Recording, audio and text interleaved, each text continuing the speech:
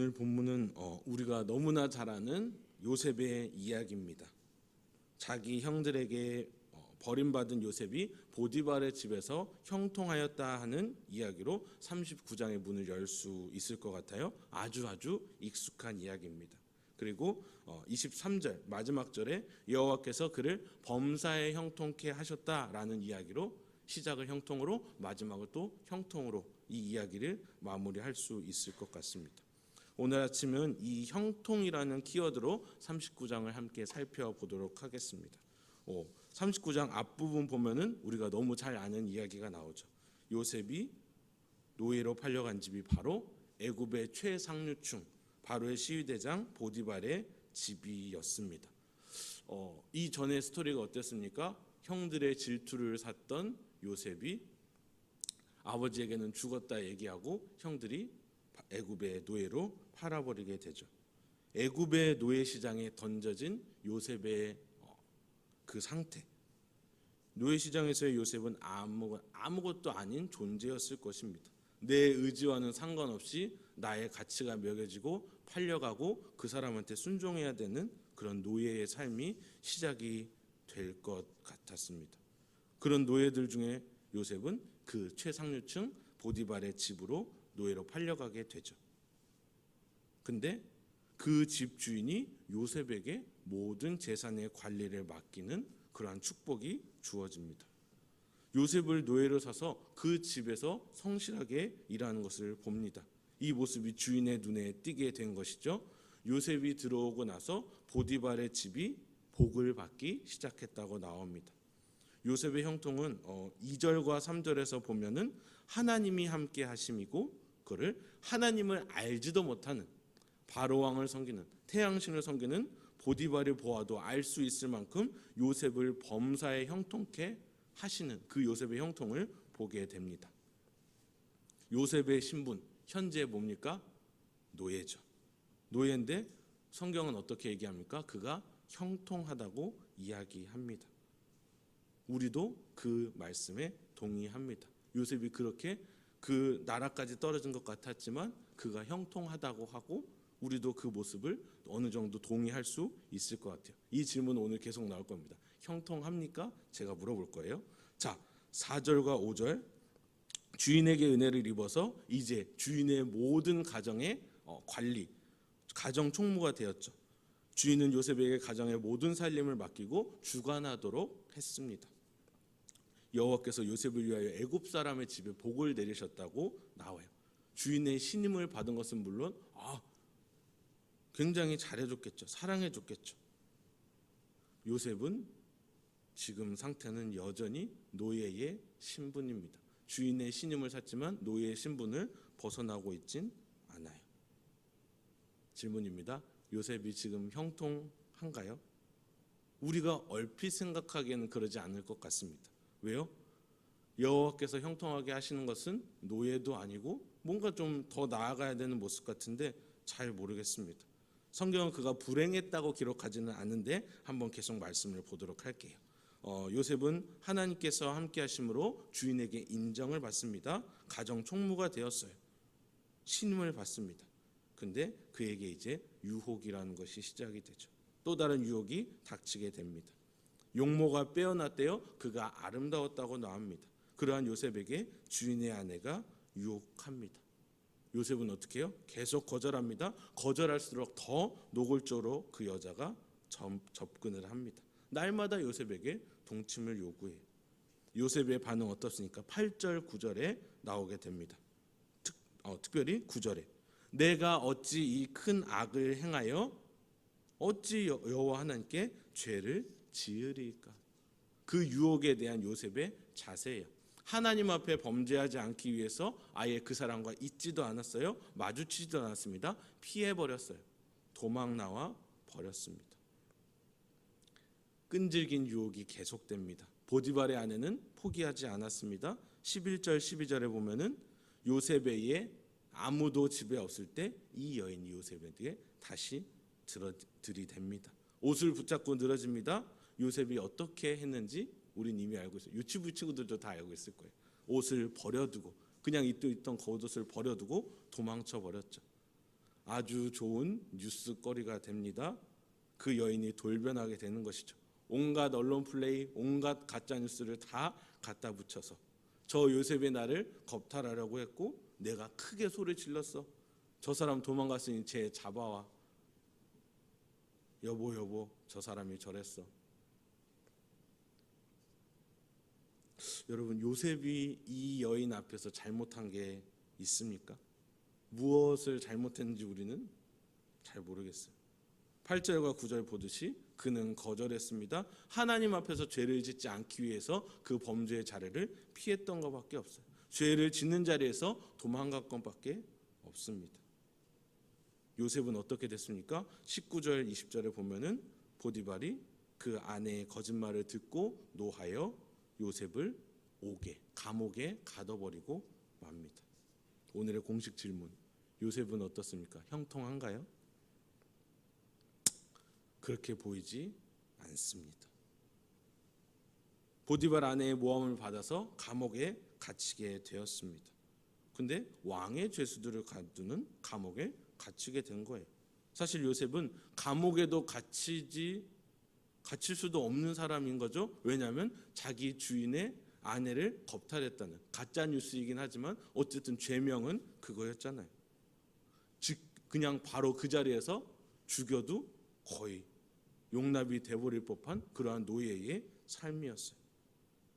근데 하나님은 요셉을 왕의 죄수들이 갇히는 옥으로 보내십니다. 지금 요셉은 하나님 앞에서 범죄하지 아니려다가 또 다른 죄의 명목으로 감옥으로 들어가게 돼버리고 맙니다. 21절과 23절은 요셉의 상태를 이와 같이 이야기합니다. 21절, 여호와께서 요셉과 함께 하시고 은혜를 입게 하시고, 또 계속 나가서 감옥에서 요셉과 함께 하셨다고 합니다. 23절, 여호와께서 그를 범사에 형통하게 하셨더라. 성경에 근거하여 요셉은 어떻습니까? 형통한가요? 네.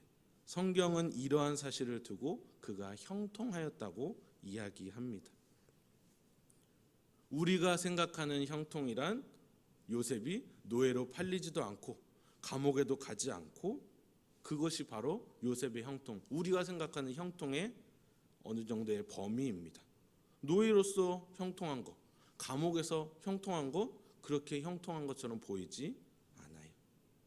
우리가 생각하는 형통과 하나님의 형통은 완전히 다르기 때문입니다. 우리는 그렇게 생각하죠. 어려움 없이 잘 풀려가는 것, 무난하게 가끔 더 좋은 일도 생기는 것이 우리가 생각하는 형통입니다. 우리가 생각하는 인간적인 형통이라는 관점에서 보면은 요셉의 인생은 전혀 그에 맞지 않습니다.